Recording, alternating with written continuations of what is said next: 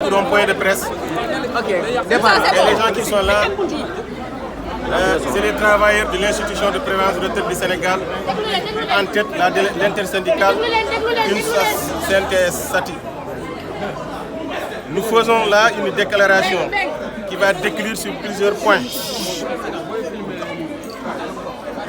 Et c'est le moment aussi pour nous de remercier l'ensemble des travailleurs, mais aussi l'ensemble des délégués pour leur effort chaque jour de défendre l'intérêt des travailleurs, mais aussi de défendre l'outil de travail.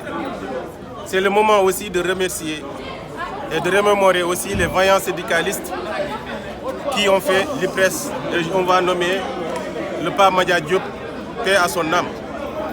Mais on ne va pas encore commencer à lire la déclaration sans aussi parler aussi des vaillants syndicalistes qui ont été là et qui sont battus hors corps et âme pour maintenir l'institution pérenne pour qu'on puisse nous aujourd'hui venir travailler dans cette institution et continuer aussi à servir les retraités du Sénégal.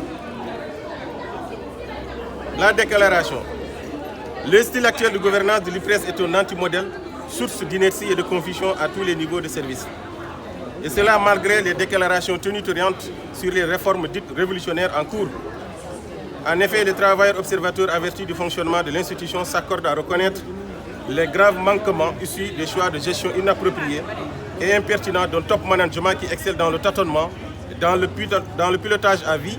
Hélas, ils font tout juste comme M. Gribouille, ils se jettent à la mer par peur de la pluie. Jugez-vous en vous-même. Le premier point qu'on va aborder, c'est les politiques de recrutement et d'administration des ressources humaines à l'IPRES. Elles sont aux antipodes de l'orthodoxie parce que fondées sur le copinage et le népotisme des Koumba Amdei, Koumba Amoundei. Diviser pour mieux régner demeure la seule manière de gouverner dans cette institution. Sinon, comment comprendre la différence de salaire qui prévaut entre travailleurs de même service dans une même direction pour une même fonction? Nous réaffirmons cette maxime chère de notre législation à travail égal, salaire égal. Que dire du reclassement de nos vaillants travailleurs qui abattent un travail colossal alors qu'ils sont classés en dessous de leur fonction depuis plus de 2 ans et demi pour certains, 10 mois pour d'autres. Oui. Il s'y ajoute l'existence d'une politique de formation adéquate axée sur les métiers de la retraite et l'absence de plan de carrière dans toutes les directions de l'institution. Son corollaire évidemment est l'anéantissement de toute possibilité d'avancement et de promotion des travailleurs. Combien de travailleurs souffrent le martyre d'accumuler plus de 10 ans, voire 20 ans de service à l'IPRES sans jamais avancer en grade et en salaire avec un système d'évaluation tatillon d'une inefficacité certaine. Le mal-être ambiant du personnel se justifie par une stagnation de salaire depuis plus d'une dizaine d'années, malgré la forte inflation sur la période et les performances remarquables au travail des agents de l'IPRES. Ainsi, nous exigeons une hausse substantielle des salaires pour faire face à cette forte hausse de la demande sociale et la finalisation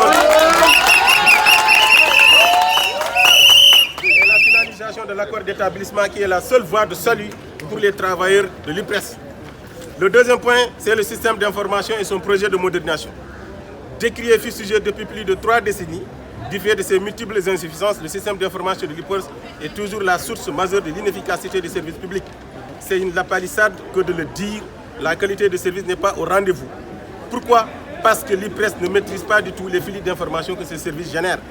Beaucoup de pertes d'informations, une très longue tradition de saisie de données, de pratiques manuelles au détriment d'une bonne conservation et d'une correcte liquidation des droits à passion. Alors que le projet de modernisation avait suscité beaucoup d'espoir à l'IPRES, le voilà dans une phase de léthargie, d'impasse et de complications inattendues. Après plus de 5 ans d'un exercice de transformation numérique, les travailleurs se demandent encore à quand la fin du projet. Il nous semble utile d'interpeller le top management de l'IPRES sur l'impérieuse nécessité de faire preuve de vigilance et de diligence pour que le montage n'accouche pas d'une souris. La vérité est que nous interpellons le conseil d'administration sur l'impérieuse nécessité de commanditer l'outil technique et financier du système d'information. S'il est une évidence que techniquement le projet de modernisation a échoué parce que les utilisateurs que nous sommes ne voient pas du tout en quoi il a innové, amélioré le rendement au travail, il est tout à fait indiqué d'édifier l'opinion publique. Il est tout à fait indiqué d'édifier l'opinion publique, c'est-à-dire allocataires, travailleurs, sur son montage financier. Le système d'information engloutit des milliards aux frais de plus pesants de l'IPRES. Au finish, aucun utilisateur n'est satisfait Puis plusieurs allocataires peinent à jouir de leur droit à une pension de retraite du simple fait d'une application automatique en déphasage avec le PSRM de Catalyst. Les travailleurs tous unis dénoncent la mise en scène et le simulacre inhérent à ce projet alors que la mise en production n'est pas opérationnelle. Camarades de travailleurs, chers citoyens, il est faux et totalement erroné de vouloir incriminer le personnel de l'IPRES en le prenant comme bouc émissaire dans le système d'information. Financé à coût de milliards, c'est tout aussi faux de soutenir que le projet ne marche pas parce que les travailleurs de l'IPRES n'acceptent pas le changement. La délégation syndicale se réserve le droit et l'obligation de sensibiliser tous les allocataires, les travailleurs et la tutelle étatique en fait que les responsabilités soient bien cernées et situées. Il est grand temps que ce projet prenne fin. Nous avons assez attendu la modernisation de notre outil de travail qui est certes un choix pertinent, mais cette option ne doit pas s'étendre ad vitam aeternam. Le troisième point concerne la bonne gouvernance en souffrance à l'IPRES. Il est maintenant bien établi que l'IPRES est devenu une niche de situation insolite.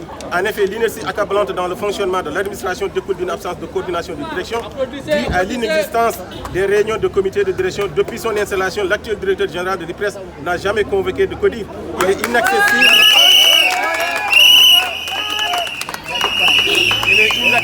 Et ne s'implique dans rien du tout. Pour preuve, le directeur général ne respecte pas le calendrier des rencontres avec la délégation syndicale et c'est regrettable que le dialogue avec les délégués se fait par procuration via le directeur des ressources humaines qui n'est pas notre interlocuteur.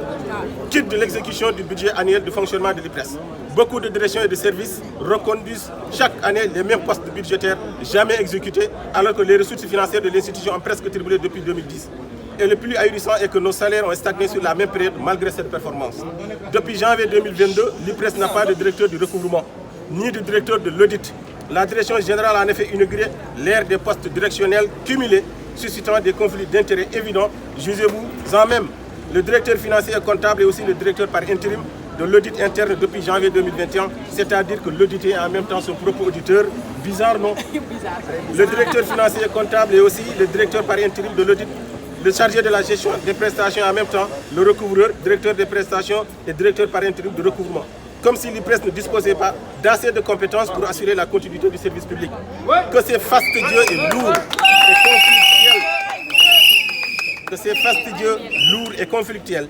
Il est à la fois au début et à la sortie de la chaîne de collecte des cotisations et des services de pension.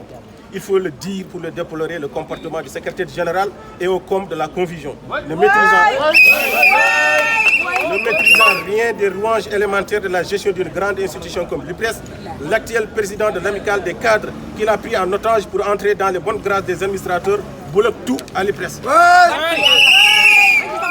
À la place d'une bonne coordination, le secrétaire général joue à créer des goulots d'étranglement partout pour soi-disant contrôler le moindre geste de ses collaborateurs. Il est bel et bien le symbole de l'inertie paralysante du fonctionnement de l'IPRES. Son aptitude est la seule cause de tous les dysfonctionnements, surtout en termes d'achat, d'entretien, de distribution de consommables et d'équipements demandés par les directions et services opérationnels. Bref, l'IPRES est bel et bien dans la fange, l'inertie.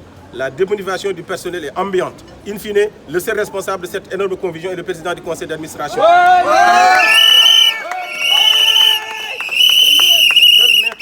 Il ne respecte aucun accord. Ce mandat ayant expiré depuis 8 ans, il n'a fait qu'à sa tête et met tout l'encadrement de l'institution au pas de charge. Les textes de l'IPRES donnent trop de prérogatives handicapantes au conseil d'administration. Situation qui plombe la bonne gouvernance de notre chère maison, ce qui rend le directeur général vulnérable et le met dans une camisole de force. Que dire des innombrables projets immobiliers montés et réalisés dans une opacité totale? Quitte du comportement des cadres de l'IPRES, leur démission face à la situation difficile de l'IPRES est évidente et inquiète.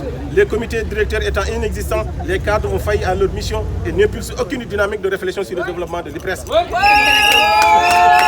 Dans cet imbroglio sus-indiqué, la responsabilité de l'État est encore engagée à tout point de vue, menaçant même la pérennité du régime de l'IPRES. En effet, nous interpellons l'État sénégalais à veiller au respect de ses engagements vis-à-vis de l'institution. Le constat est unanime et que la contribution financière de l'État pour appuyer de nombreux projets de services, surtout des services de la pension minimale, n'a pas été respectée au risque de fragiliser l'équilibre du régime. Tous debout, chers camarades, pour sauvegarder notre outil de travail, les gardiens du temps.